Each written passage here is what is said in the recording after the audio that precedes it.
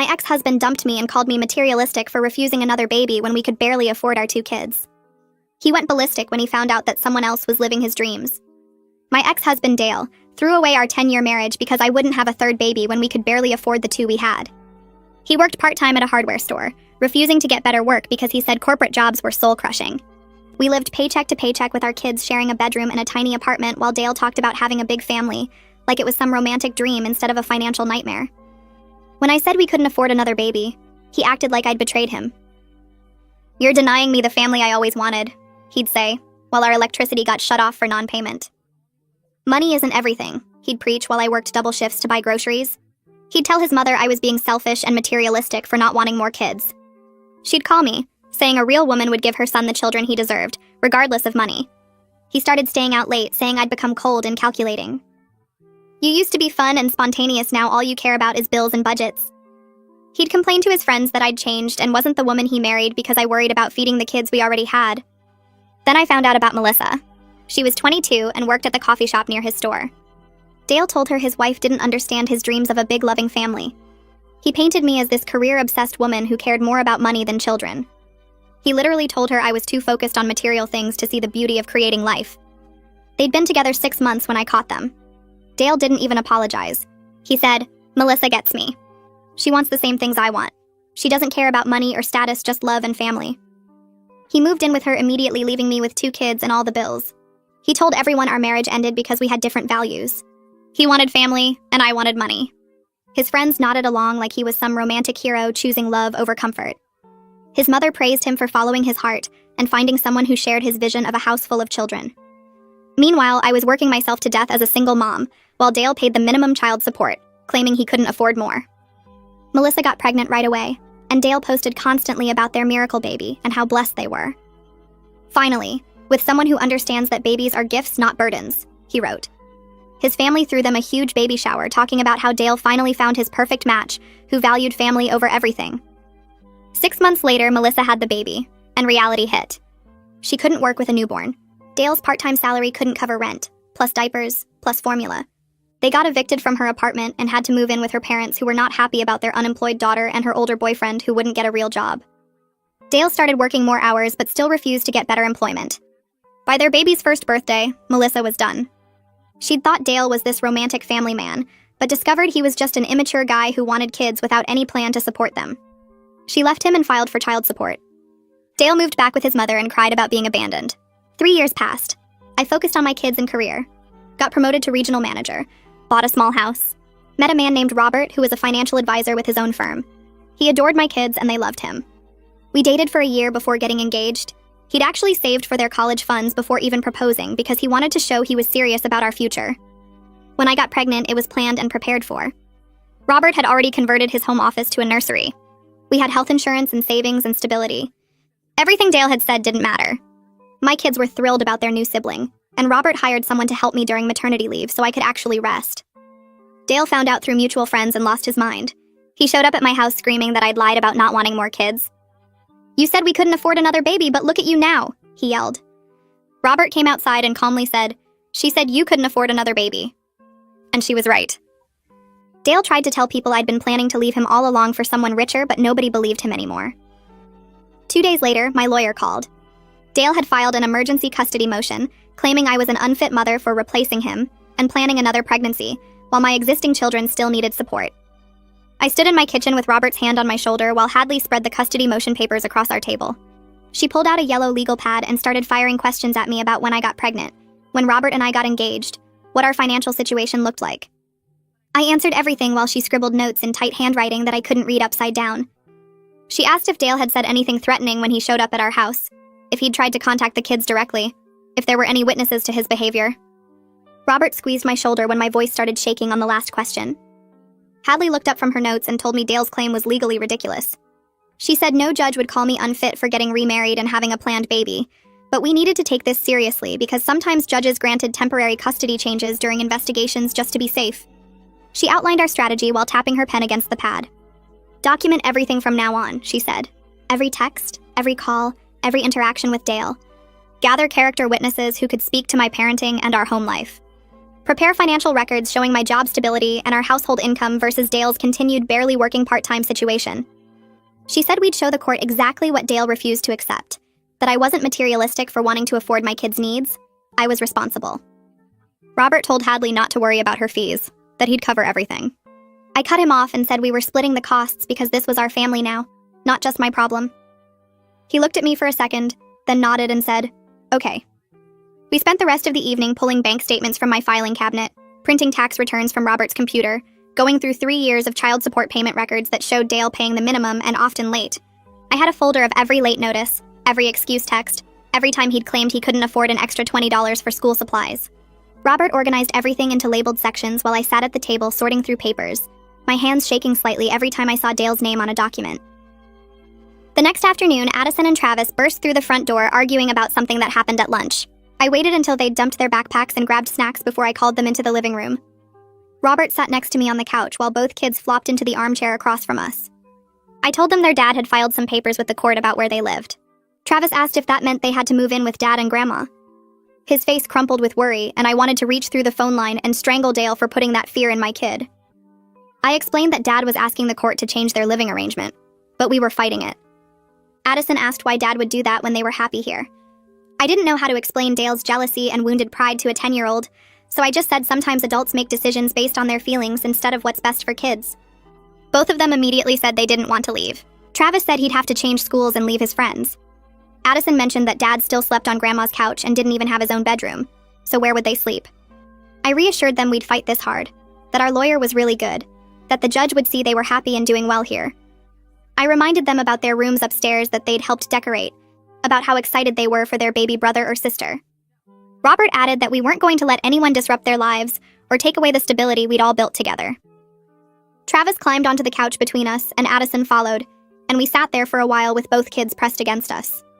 Hadley called 2 days later to say she'd filed our response. She'd included affidavits from Robert about his involvement with the kids and our household stability. She'd gotten a letter from my boss confirming my position, my salary, and the maternity leave plan the company had approved.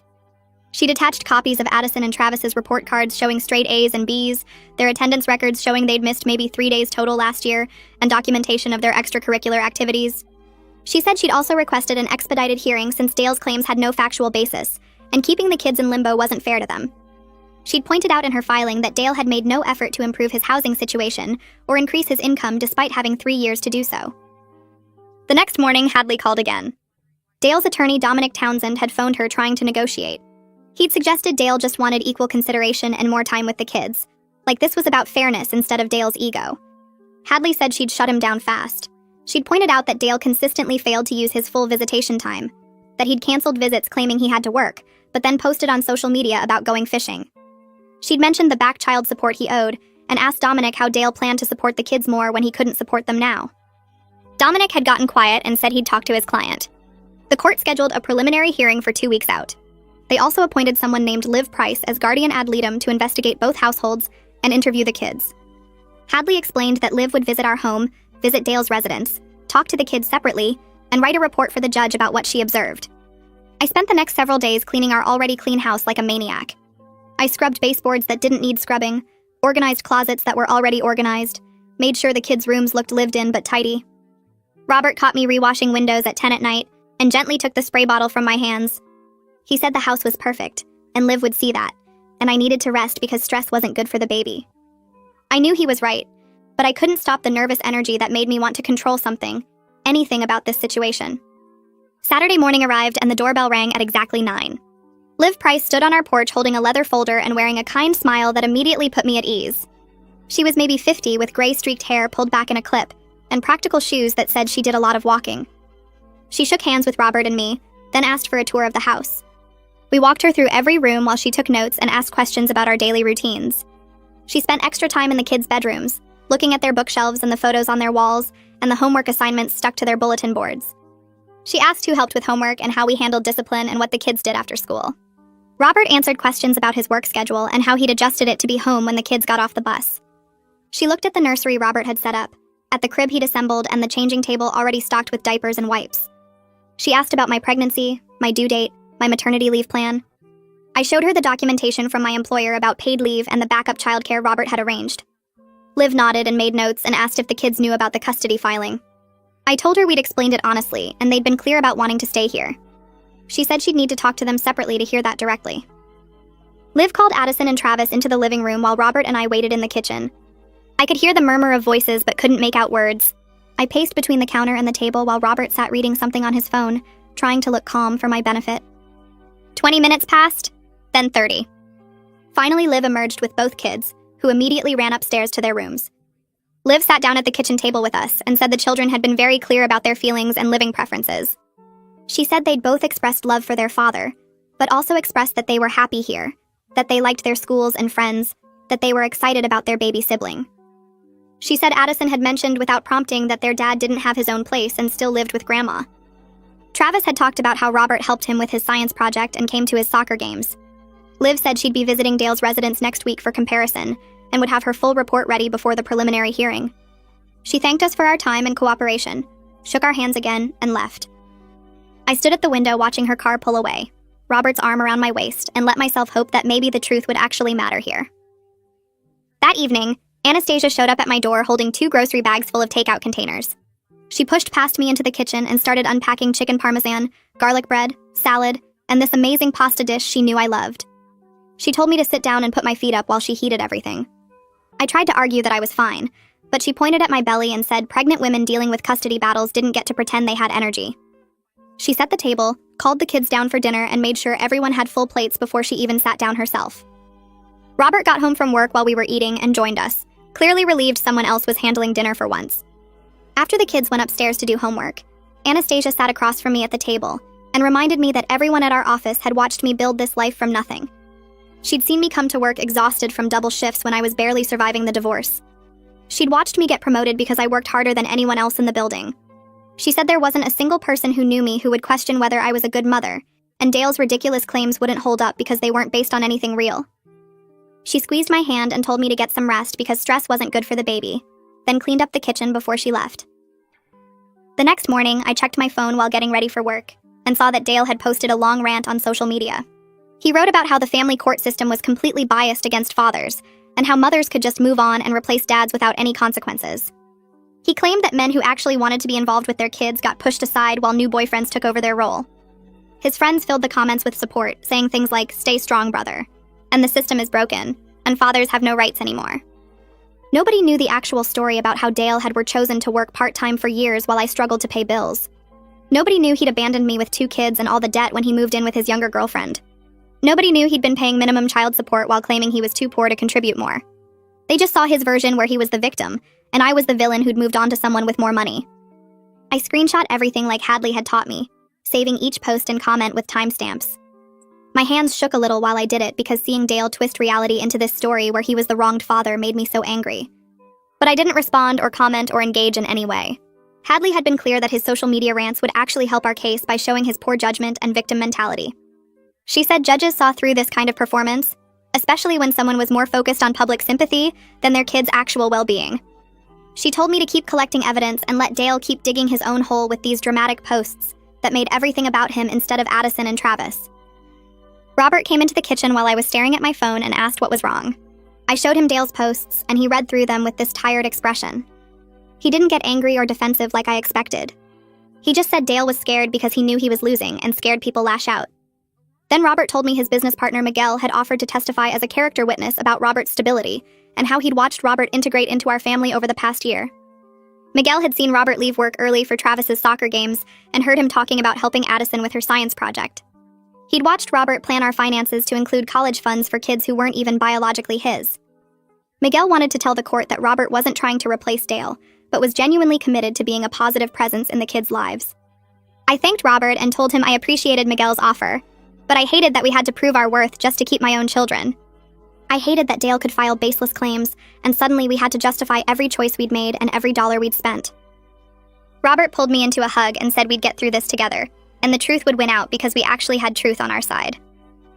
I had an appointment with Gwendolyn that afternoon, my therapist who I'd started seeing after the divorce. I sat in her familiar office with the comfortable chairs and the plant in the corner and told her about the custody motion and Dale's social media posts and the constant worry that somehow the court would believe his lies.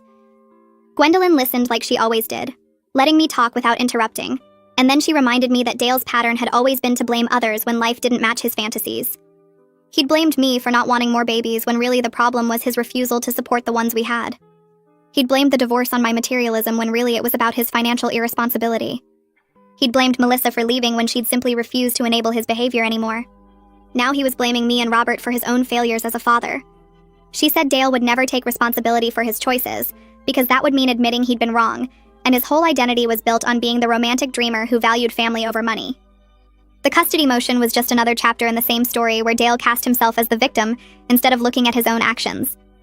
Gwendolyn helped me process the anxiety and anger I felt, reminding me to focus on what I could control, which was being the stable, present parent I'd always been. Hadley called me 2 days later with news that made my stomach drop and then immediately fill with hope. Her investigator had discovered that Dale had been working additional under-the-table hours at a friend's construction company for the past year. He'd been doing weekend work, cash jobs, side projects that he never reported for child support calculations. The investigator had bank deposits, witness statements from other workers, and even tax documents the friend's company had filed showing payments to Dale. This meant Dale had been deliberately hiding money while claiming poverty. He'd been telling the court he couldn't afford higher child support payments, while secretly earning probably double what he reported. Hadley's voice was excited when she explained that this completely destroyed Dale's credibility and gave us grounds to file a motion to recalculate child support based on his actual income. We could request back payment for all the unreported earnings, too. She said this was exactly the kind of evidence that judges hated because it showed intentional deception and disregard for legal obligations. We filed the motion within 48 hours. Hadley prepared everything with her usual detailed organization, including copies of bank statements showing regular deposits that didn't match Dale's reported income, statements from 3 different workers who'd seen Dale on construction sites, and the company's tax filings that listed him as a contractor. The motion requested immediate recalculation of child support, back payment for 18 months of unreported income, and penalties for fraudulent reporting. Hadley was thrilled because this completely undermined Dale's whole argument that he couldn't afford things while I supposedly lived in luxury. Here was proof that he'd been hiding money on purpose, paying less child support than he owed, all while crying poverty and claiming the system was unfair to him. She said the judge would see this as evidence of Dale's character and his willingness to lie when it benefited him. Dale's attorney tried to claim the construction work was just helping a friend and not real employment. He filed a response saying Dale occasionally assisted with projects as a favor, that the payments were reimbursements for supplies or gas money, that it wasn't consistent enough to count as income. But Hadley had bank deposits showing regular amounts every 2 weeks like clockwork. She had witness statements from other workers who described Dale as part of the crew, not just someone helping out occasionally.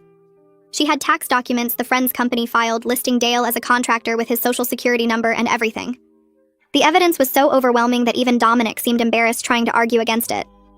Hadley sent me copies of everything, and I could see how desperate Dale's excuses looked on paper. The construction company owner had reported the payments properly, probably never realizing Dale wasn't disclosing the income for child support purposes. A week later, Hadley called to tell me that Liv had completed her home visit to Dale's mother's house. I'd been nervous about what that visit would show, worried that maybe Dale had made the place look better than I remembered. But Hadley said the report was actually helpful for our case. Dale was sleeping on the couch in the living room because the house only had 2 small bedrooms, and his mother used one while his younger brother used the other. There was no private space for the children to stay overnight. The neighborhood had crime rates significantly higher than ours, with multiple break-ins and car thefts in the past year.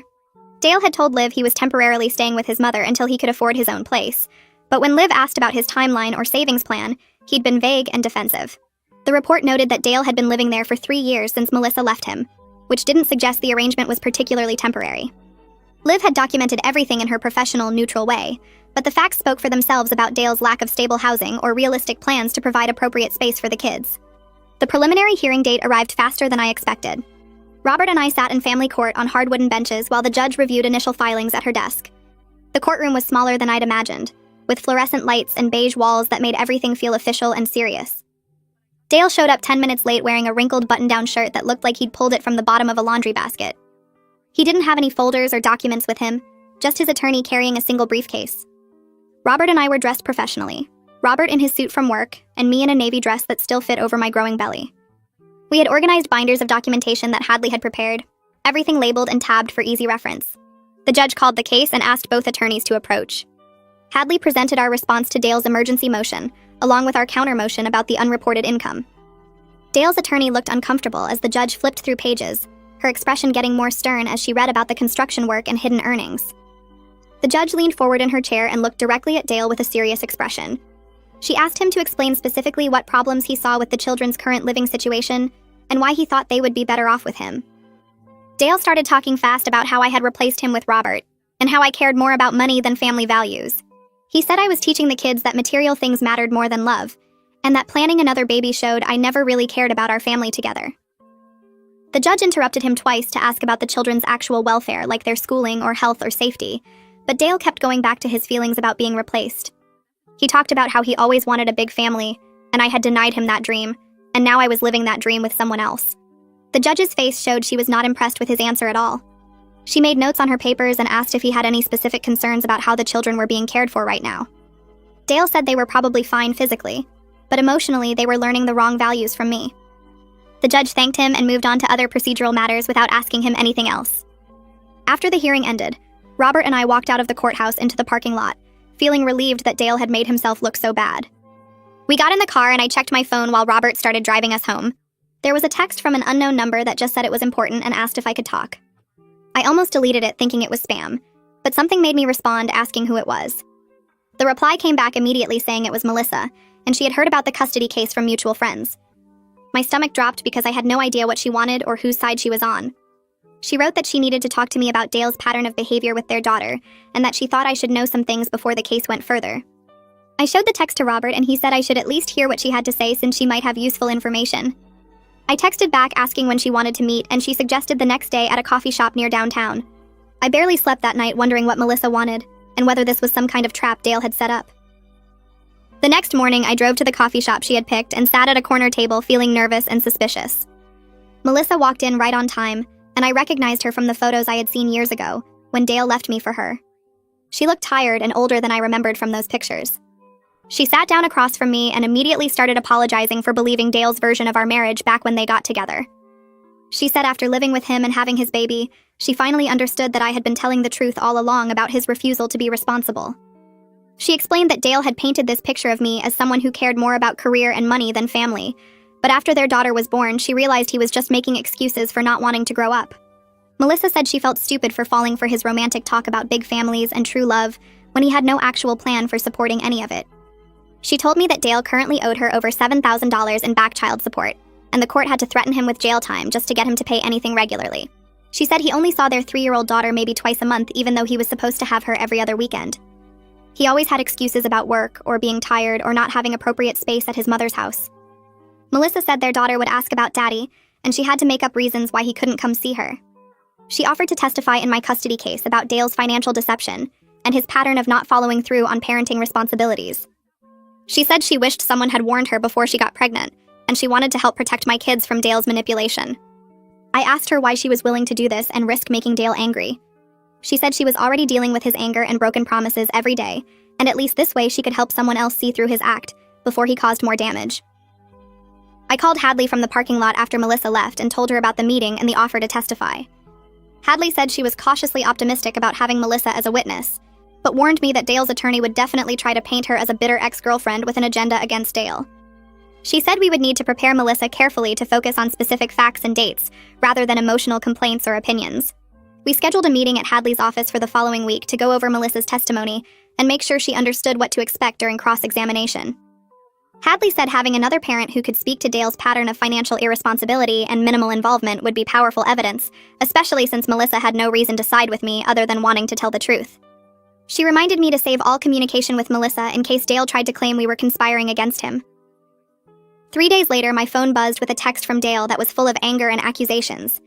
He called me and Melissa vindictive women who were teaming up to destroy him and ruin his relationship with his children. He said we were both just mad that he had moved on with his life and found happiness without us. He wrote that I was poisoning Melissa against him, just like I had poisoned our kids against him, and that the judge would see through our lies. The text went on for several paragraphs about how he was the victim of bitter ex-wives who couldn't accept that he wanted a real family with traditional values. I took screenshots of everything and forwarded them to Hadley without responding to Dale at all. Hadley texted back within an hour saying this was perfect evidence of Dale's inability to take responsibility for his own actions and his tendency to blame everyone else for his problems. She said she would add the text to our evidence file, and they would help show the judge that Dale's custody filing was motivated by anger rather than genuine concern for the children. Robert and I had a prenatal appointment scheduled that same week, and I was grateful for something positive to focus on after all the custody drama. We sat in the waiting room holding hands while I tried not to think about Dale's angry texts or the upcoming court dates. The ultrasound technician called us back and started the scan while explaining what she was looking at on the screen. She moved the wand around on my belly and then smiled and said she could tell us the baby's sex if we wanted to know. Robert squeezed my hand and we both said yes at the same time. She turned the screen toward us and pointed out that we were having a boy. For a few minutes, I completely forgot about the custody battle and just felt pure happiness about this new baby. Robert had tears in his eyes looking at the ultrasound image, and he told the technician that he had already set up a college fund for the baby before we even knew the gender. The technician printed out several pictures for us and congratulated us on our growing family. The following week, Liv called to schedule interviews with Addison and Travis at her office as part of her investigation. I drove them downtown after school and waited in the lobby while she talked to each of them separately. Travis went first and came out after about 30 minutes looking relieved that it was over. Addison was in there for almost 45 minutes, and when she came out, she seemed confident and calm. Liv walked them both back to me and said they had been very helpful and clear in expressing their feelings. Later, Hadley told me that Liv's notes from the interviews showed both kids clearly stating they wanted to stay with me and Robert. They had talked about being excited for their baby brother and how they didn't want to live at their grandmother's house where Dale slept on the couch. Liv had written in her report that both children were articulate and consistent in their preferences and showed no signs of being coached or influenced by either parent. That evening, Dale's mother called my cell phone for the first time in 3 years. I almost didn't answer but decided I should hear what she had to say.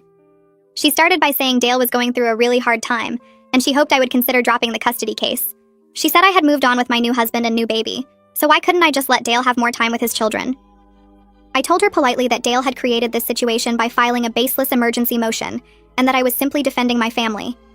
She immediately switched to criticizing my choices and saying I had always put money ahead of family. I hung up on her when she started saying that Robert had probably only married me for some ulterior motive. I texted Hadley about the call and she said to document it, but not to engage with Dale's mother anymore since nothing productive would come from those conversations. 2 days later, Hadley called to tell me she had received Liv's preliminary report, and it was exactly what we had hoped for.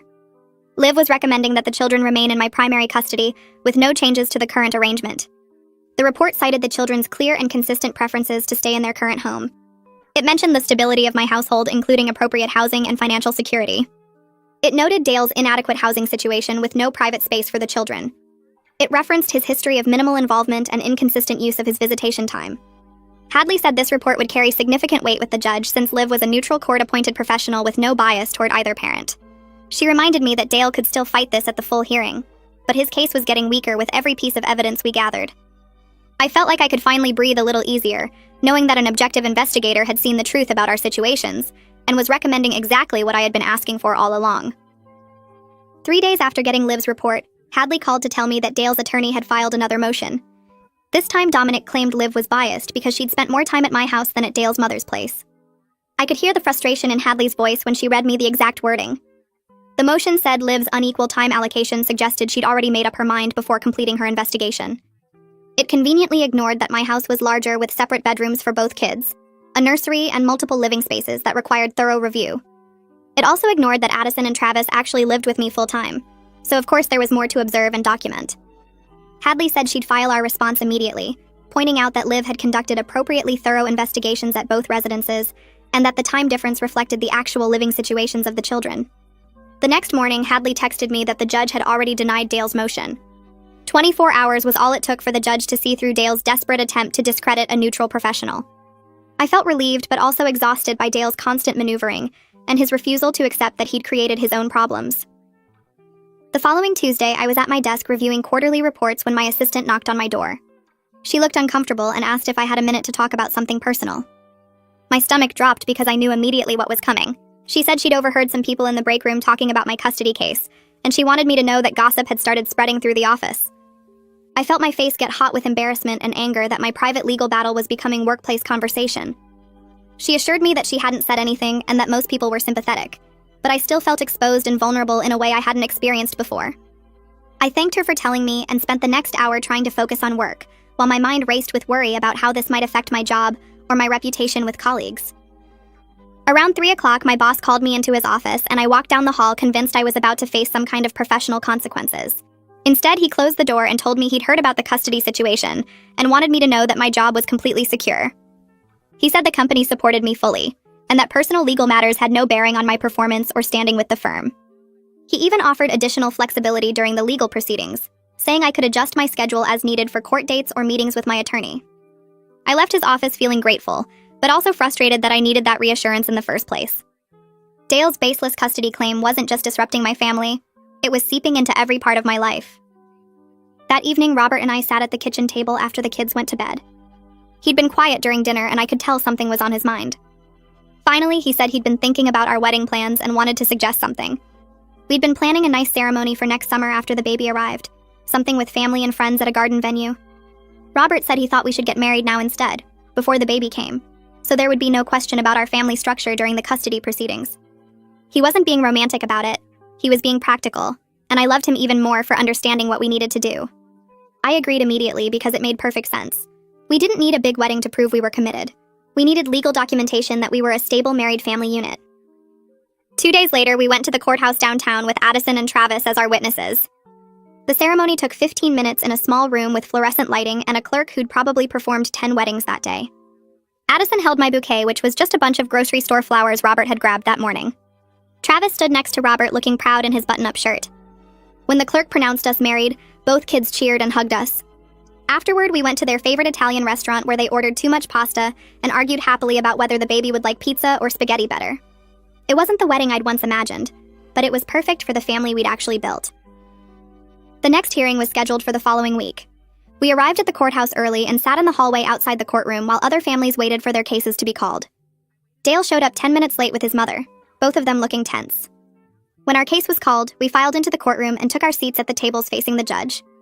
Dominic called Dale's mother as his first witness, and she walked to the stand wearing a dress that looked like she'd bought it specifically for court. After she was sworn in, Dominic asked her to describe Dale as a father. She launched into a speech about how Dale had always wanted a big loving family, and how he was devoted to his children. Then she started saying things that made me grip the edge of my chair. She talked about how a boy needs his father, and how Travis especially needed Dale's guidance to grow up right. She said she worried that I was probably trying to trap Robert with this baby the same way I'd trapped Dale years ago. The judge actually interrupted her testimony and asked if she had any specific concerns about the children's current welfare or living conditions. Dale's mother paused and admitted she hadn't actually seen Addison and Travis in over a year. The judge asked why not if she was so concerned about their well-being. Dale's mother stammered something about me making it difficult for family to visit. The judge made a note on her papers and told Dominic to continue. Hadley stood up for cross-examination and walked toward the witness stand with her notepad. She asked Dale's mother when she'd last requested to see her grandchildren. Dale's mother said she didn't remember exactly. Hadley asked if she'd ever called to arrange a visit or asked about their schedules. Dale's mother said she'd assumed I would reach out if I wanted her involved. Hadley pointed out that she lived in the same city, less than 30 minutes away, and could have visited any time. Dale's mother claimed I'd always made her feel unwelcome, and that I'd turned the children against their father's family. Hadley asked for specific examples of me preventing contact. Dale's mother couldn't provide any. She just kept insisting that I'd created distance and made things difficult. Hadley asked if she'd sent birthday cards or Christmas gifts. Dale's mother admitted she hadn't because she didn't know their current address even though it was public record, and Dale had it for child support purposes. The testimony was backfiring completely. Instead of showing Dale's strong family support, it was revealing that his own mother couldn't be bothered to maintain a relationship with her grandchildren, while simultaneously claiming to care deeply about their welfare. When Hadley finished, Dale's mother walked back to her seat looking flustered and angry. Melissa was called next, and she walked to the stand looking nervous but determined. Hadley had prepared her thoroughly, and it showed in how she answered Dominic's initial questions calmly and clearly. Then Hadley took over and asked Melissa to describe Dale's financial responsibility when they'd lived together. Melissa explained that Dale had refused to get better work even when their baby needed formula and diapers. She said he'd told her that providing financially wasn't as important as being present emotionally, but then he wasn't really present either because he was always tired from his part-time shifts or hanging out with friends.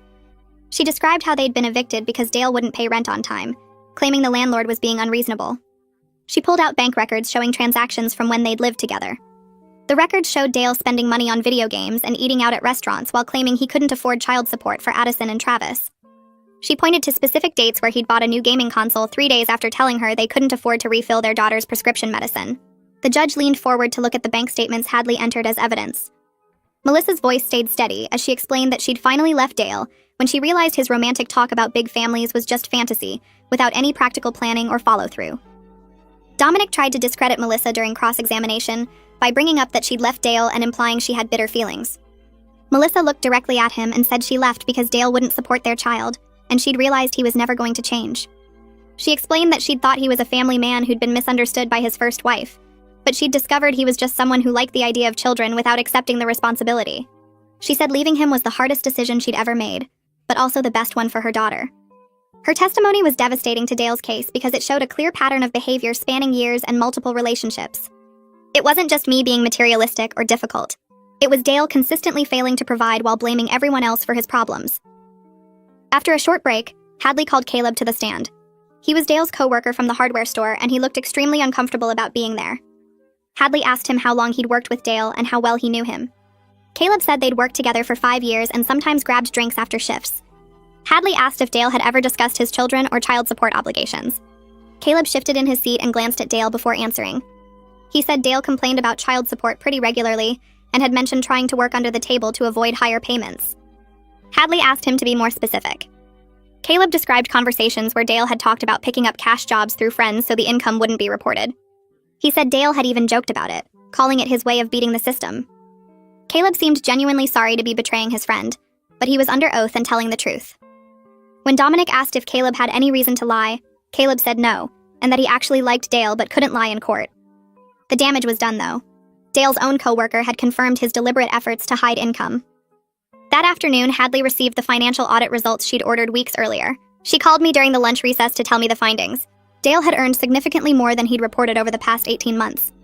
The total came to nearly $15,000 in unreported income from various cash jobs and under-the-table work. When court resumed, Hadley presented the audit report to the judge along with supporting documentation from the investigator. The judge reviewed the papers and asked Dale's attorney if he had any explanation.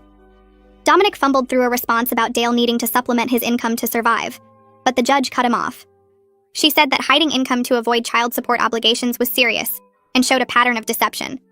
She ordered an immediate recalculation of Dale's child support based on his actual earnings and demanded back payment of the difference within 90 days.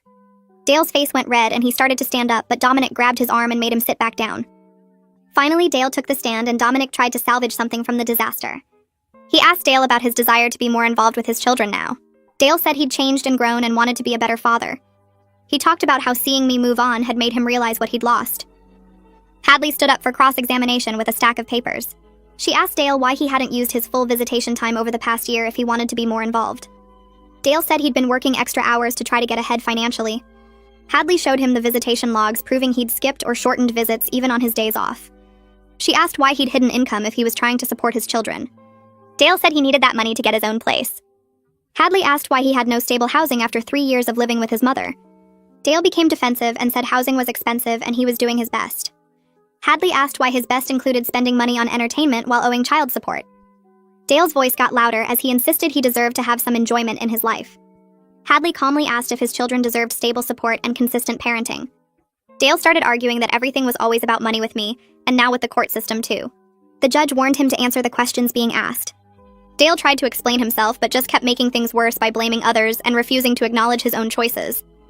When Hadley finished, Dale practically stomped back to his seat looking furious. I sat there watching him and realized he still didn't understand that this was all his own doing. The judge leaned forward and looked directly at Dale. She asked what his plan was for housing the children if he won custody. Dale straightened up and said he was working on getting an apartment. The judge waited, her pen hovering over her notepad. She asked for specifics about which apartments he'd applied to and when he planned to move in. Dale's face got red and he admitted he hadn't actually applied anywhere yet. The judge asked if he'd saved money for a deposit. Dale said he was still working on that part. The courtroom felt heavy with silence. Dominic looked down at his papers like he wanted to disappear. The judge made notes and said they'd move on to the next witness. Robert took the stand and placed his hand on the Bible for the oath. Hadley asked him to describe his relationship with Addison and Travis. Robert spoke calmly about helping Travis with his math homework 3 nights a week, because Travis struggled with fractions. He mentioned attending Addison's school play last month, where she played a tree in the forest scene.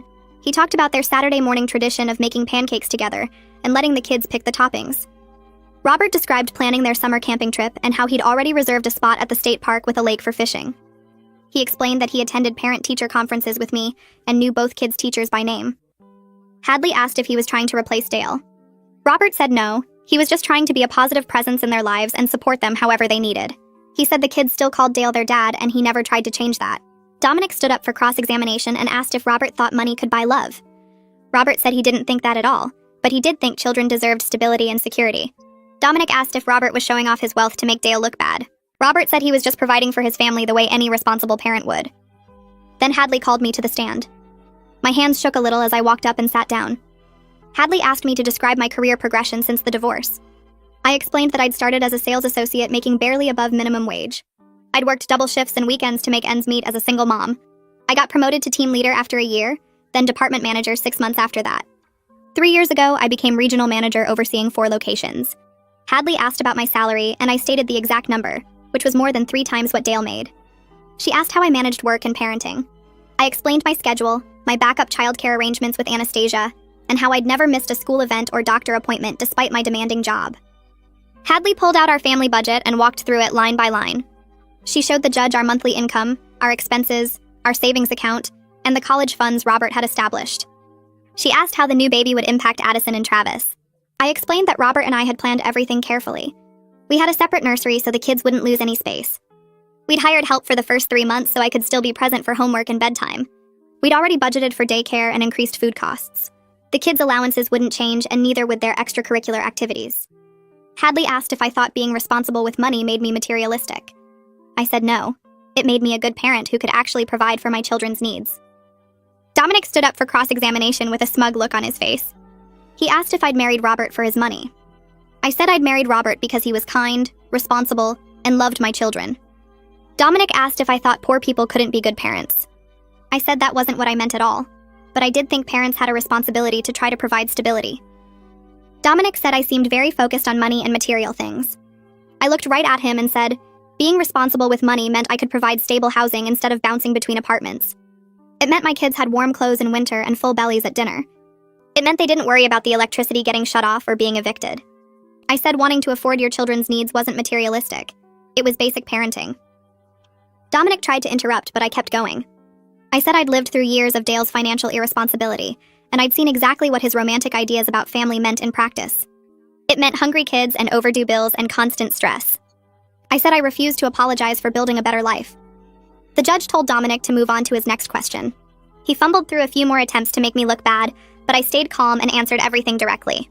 The judge announced that she was ordering mandatory mediation before proceeding to a full trial. She said both parties needed to attempt to find common ground for the children's sake. 2 weeks later, Robert and I sat across a conference table from Dale and Dominic. A court-appointed mediator named Emily sat at the head of the table with a stack of papers. Emily explained that mediation was a chance to reach an agreement without further court battles. She said the goal was to find a solution that worked for everyone, especially the children. Dale crossed his arms and stared at the table. Emily asked Dale what he wanted as an outcome. Dale said he wanted 50-50 custody and equal say in all decisions about the kids. Emily asked about his housing situation. Dale said he was working on it. Emily noted that 50-50 custody required appropriate housing, and that seemed unrealistic given his current circumstances. Dale said the system was biased against fathers. Emily said the system cared about children's best interests regardless of gender. She asked if Dale would consider a graduated plan where he could work toward more custody as he established stable housing. Dale said he shouldn't have to prove anything because he was their father. Robert shifted in his seat but stayed quiet. I watched Dale's face get redder as Emily tried different approaches. She suggested therapy to help with the transition. She suggested parenting classes. She suggested starting with extended visitation to rebuild trust. Dale rejected everything. He kept saying he deserved equal custody now, not later. Dominic tried to calm Dale down and suggested they take a break. Dale snapped that he didn't need a break. He needed people to stop treating him like a bad father. After 3 hours of going in circles, Dale stood up suddenly. He said we were all against him and the whole system was rigged. He said judges and mediators and lawyers all sided with mothers no matter what. He said he was done wasting his time. Dominic grabbed his arm and tried to make him sit back down. Dale shook him off and walked out of the conference room. We heard his footsteps echoing down the hallway. Emily sighed and made notes on her pad. She said she'd have to report to the judge that mediation failed due to one party's unwillingness to negotiate. Dominic looked exhausted and embarrassed.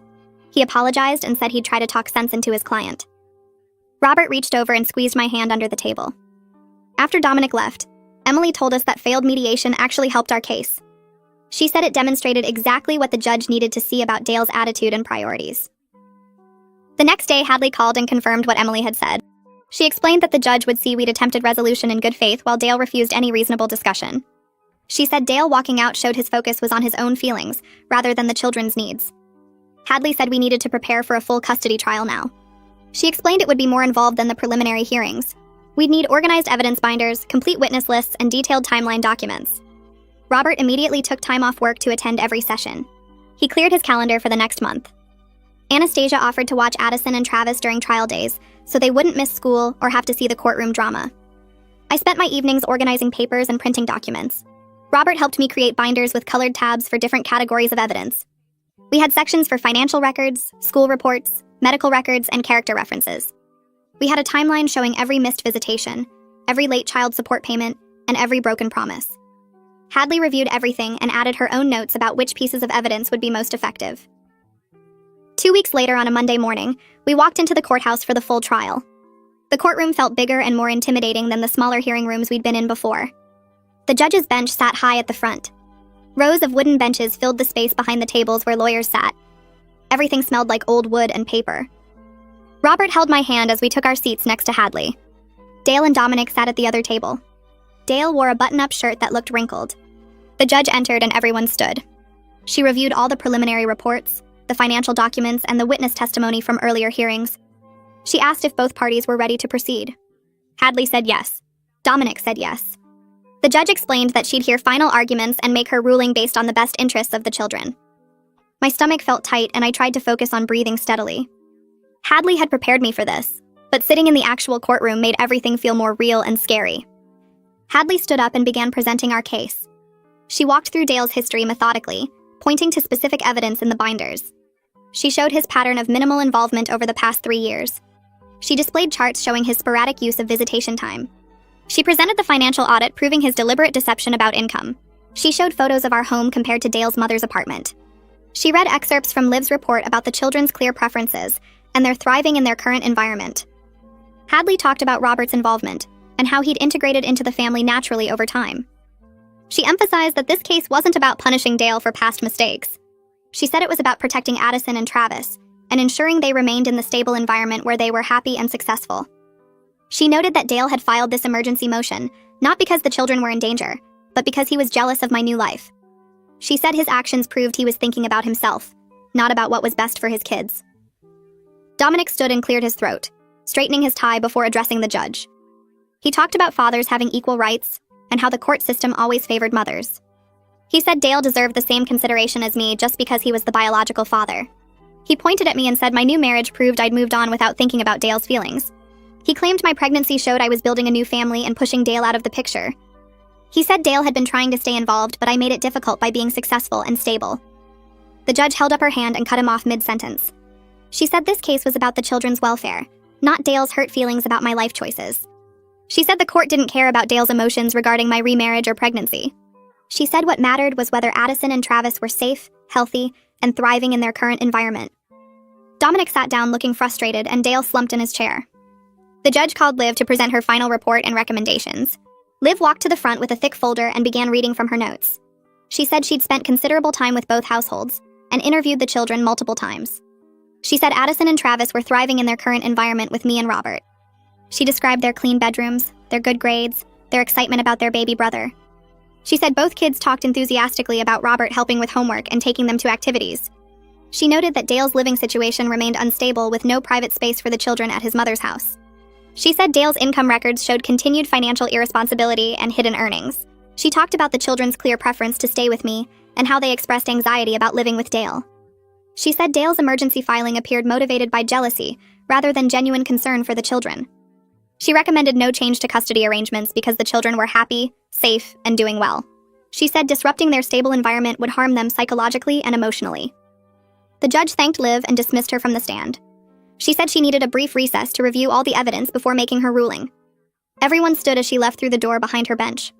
My legs felt shaky, and I grabbed Robert's hand as we sat back down. Hadley leaned over and whispered that everything looked good. She said the judge's questions during the trial had all been favorable to our side. She said the way the judge cut off Dominic showed she wasn't buying his arguments. Robert squeezed my hand and told me to breathe. I tried to calm down, but my pregnancy hormones made everything feel more intense. I kept thinking about Addison and Travis and how scared they'd been about losing their home. I thought about the nursery Robert had prepared and all our plans for the baby. I couldn't let Dale disrupt everything we'd built. The 15-minute recess felt like hours. Dale and Dominic talked quietly at their table, but I couldn't hear what they were saying. Robert rubbed circles on my back and Hadley reviewed her notes one more time. The bailiff finally came back in, and everyone stood as the judge returned to her bench. She sat down and looked at both tables before opening her folder. She said she'd reviewed all the evidence, testimony, and reports carefully. She said Dale's emergency custody motion was denied completely. She said there was no evidence that I was an unfit mother, or that the children's current situation was harmful in any way. She said Dale's filing appeared inappropriate and designed to harass rather than protect the children. She said Addison and Travis were clearly thriving with me and Robert. Dale's face turned red and he started to interrupt, but Dominic grabbed his arm. The judge kept talking and said she was going further than just denying Dale's motion. She said she was modifying the custody arrangement to give me full legal and physical custody. She said Dale would receive supervised visitation only until he could demonstrate stable housing and consistent financial responsibility. She said he needed to show he could maintain employment and pay his obligations on time.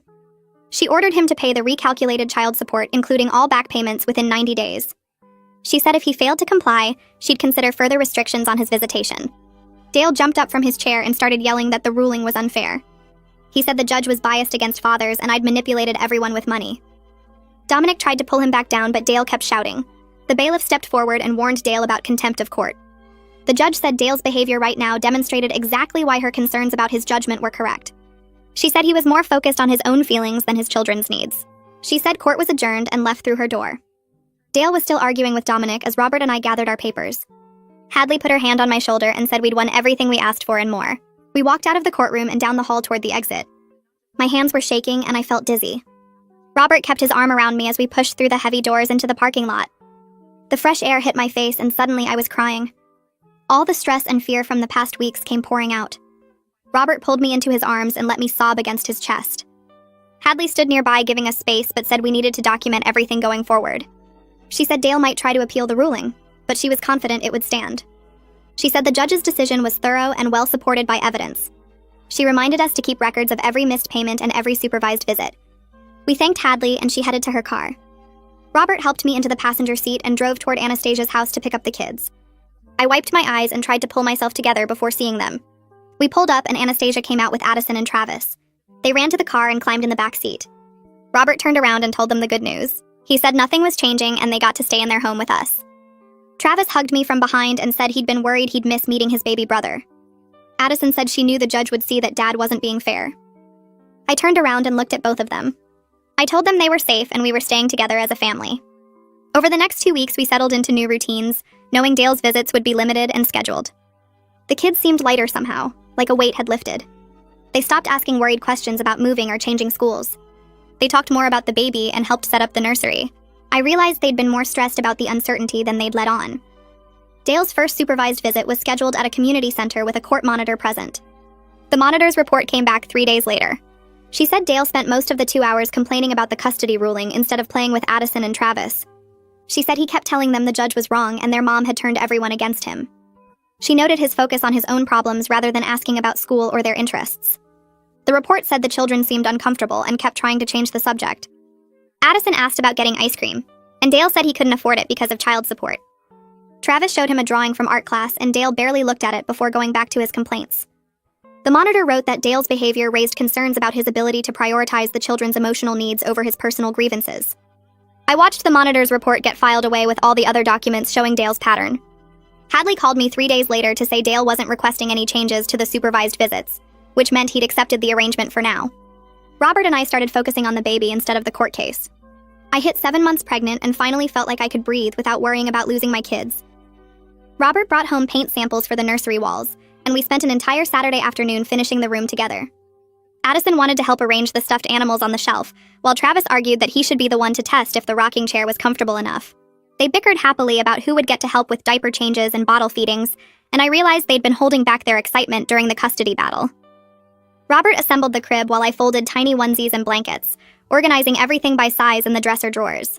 The kids kept sneaking into the room to look at everything, touching the mobile above the crib and asking questions about when their brother or sister would arrive. 2 weeks later, Hadley forwarded me a letter from Dominic proposing a settlement.